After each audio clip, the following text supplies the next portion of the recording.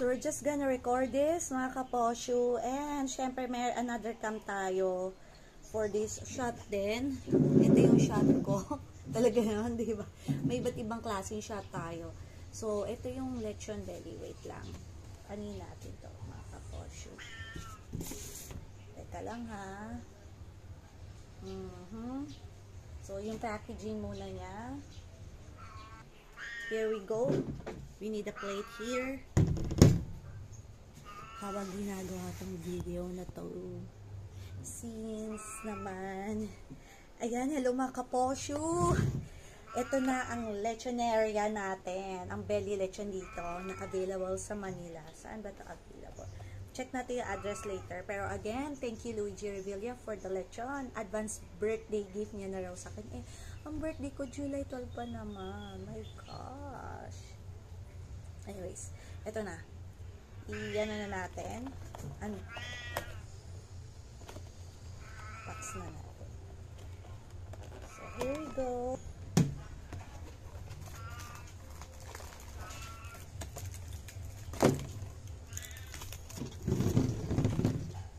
Natin yung sauce na. Ayan na. Lechon belly.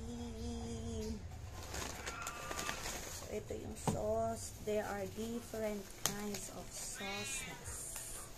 My gosh, ano sauce to? Ah, hindi achara. So, tanggalin na natin ito achara, mga kaposyo.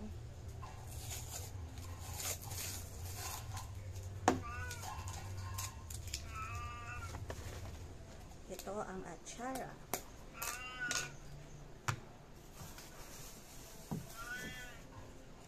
This one is, I think this is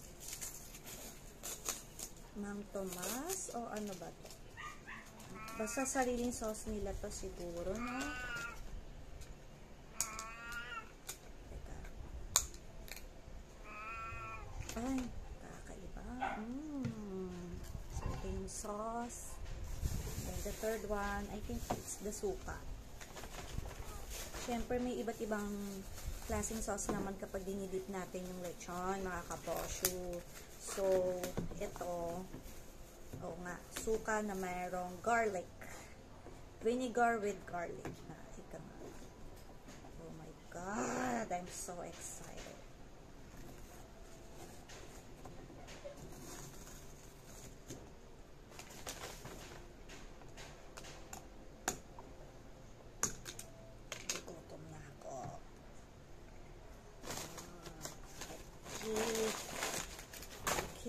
I'm gonna try their ano na, and I have kanin and of course pineapple juice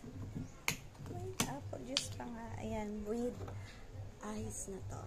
So syempre kailangan may pineapple guys para bumalanse, diba? Para i-balance natin yung mga bagay-bagay. Kung nakaka-high blood to, kailangan may pang pineapple tayo. And gonna try their lechon. Ito muna. Yung skin, syempre. Try natin ito.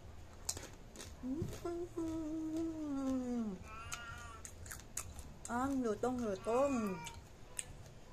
Tip din natin sa vinegar.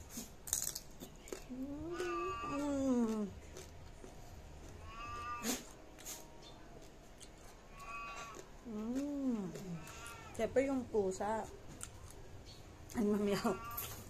Tingnan din natin yung saka. Oh, it's so malambot.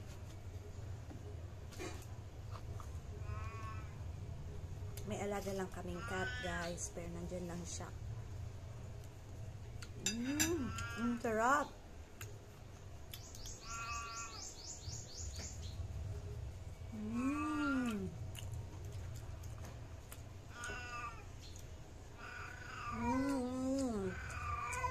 With rice.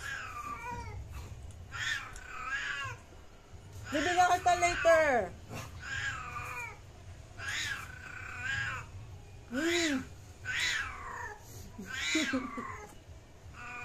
Grabe.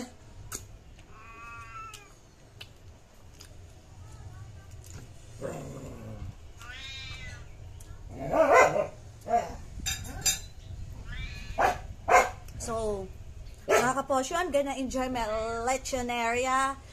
Sa mga gustong kumain ng lechon, pwede kayong ma-order sa lechonaria, lechon belly, and Filipino favorites ang kinikater nila dito. Again, thank you mga kaposyo. Bye!